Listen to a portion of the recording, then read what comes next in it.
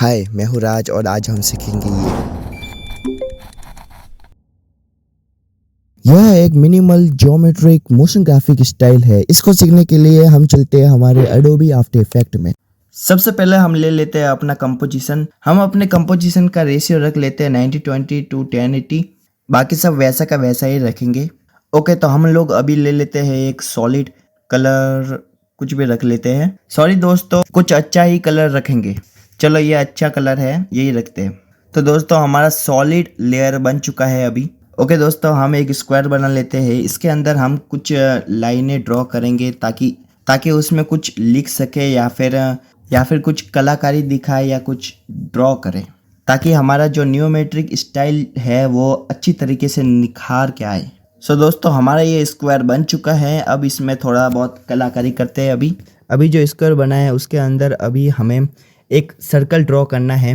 Circle draw करने के लिए सबसे पहले हम इस टूल में जाकर सर्कल को ले लेंगे। अब हम इस सर्कल को इसके अंदर ड्रॉ करेंगे। सर्कल के बीच वाला जो पॉइंट है उसको बीच में लाने के लिए हमें आप एक शॉर्टकट की का यूज कर सकते हैं, जैसे कि कंट्रोल अल्ट प्लस होम, या टूल्स में पेन बिहाइंड को सिलेक्ट कर कर मैन्युअली उसको बीच में ला सकते हो। इसको बीच में लाने का क्या कारण है ये मैं आने वाली वीडियोज में बताऊंगा आपको। अभी सर्कल को स्क्वायर के बीच में लाने के लिए, एंगल में लाने के लिए आपके राइट साइड के कॉर्नर में एक एंगल लिखा हुआ होगा। यदि वहां पर कोई एंगल लिखा हुआ नहीं है तो आप विंडो में जाकर एंगल को सिलेक्ट कीजिए और वहां से आप इसको बीच में ला सकते हो। तो दोस्तों, हमने सर्कल को एंगल पर ला लिया है। अब हम टूल्स में जाकर पेन टूल को ले लेते हैं। इससे हम एक लाइन को ड्रॉ करेंगे स्क्वायर में। इस तरीके से लाइन को ड्रॉ करके इसी तरह इसको कॉपी करके दूसरी तरफ हम ले जा सकते हैं। ठीक है, तो अभी इसी लाइन को दूसरी तरफ ड्रॉ करना है। चिंता की कोई बात नहीं, इसी को ही कॉपी करके दूसरी तरफ पेस्ट कर देंगे। इसको करने के लिए कंट्रोल सी दबा दीजिए और दूसरी तरफ पेस्ट कर लीजिए। इसको करने के लिए कंट्रोल सी दबा दो, फिर दूसरी तरफ कंट्रोल वी दबाकर पेस्ट कर दो। तो दोस्तों, हमारा 100% में से कम 40% काम तो हो गया है। अब हम लाइन, सर्कल और स्क्वायर को एनिमेशन करेंगे। उसके लिए आप मुझे स्टेप बाय स्टेप फॉलो कीजिए। यहाँ पर जाकर कंटेंट्स के आगे जो ऐड वाला बटन है उसे दबाइए और ट्रिम पाथ को सिलेक्ट कीजिए। ट्रिम पाथ में जो भी मैं वैल्यू बता रहा हूँ उसे आप फॉलो कीजिए।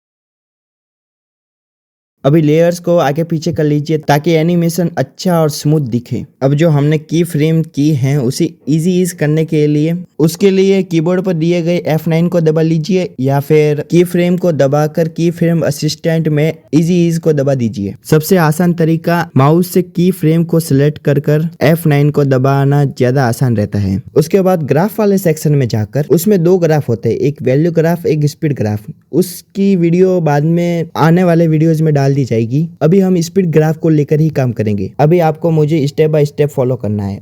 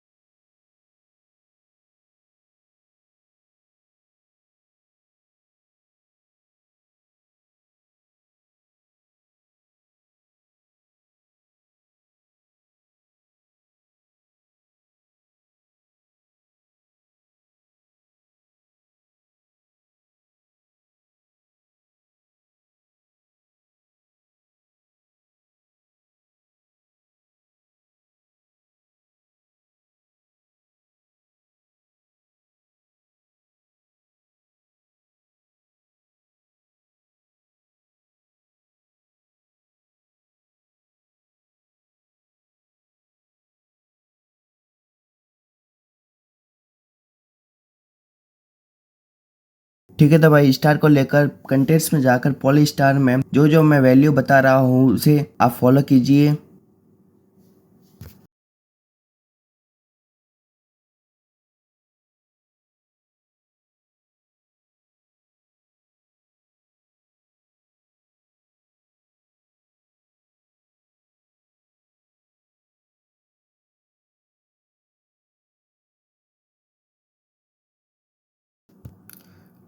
ठीक है, तो अभी इस स्टार को हम फिल कर लेते हैं कलर से। स्ट्रोक को कर लेते हैं हम 0 और ब्लैक कलर रख लेते हैं। ठीक है, तो इसी स्टार को कॉपी करके इनर रेडियस और आउटर रेडियस को आगे पीछे कर कर फैला देना है।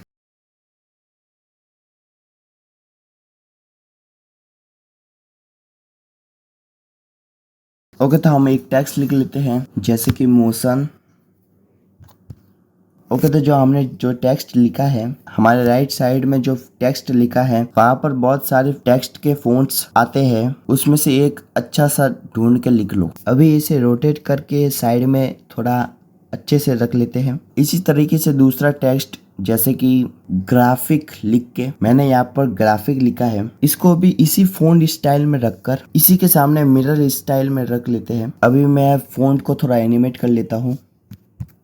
जो जो स्टेप मैं लूँगा उसको मैं साइड में लिख लूँगा। आप स्टेप बाय स्टेप देखकर उसे फॉलो कीजिए और टेक्स्ट को एनिमेट कीजिए।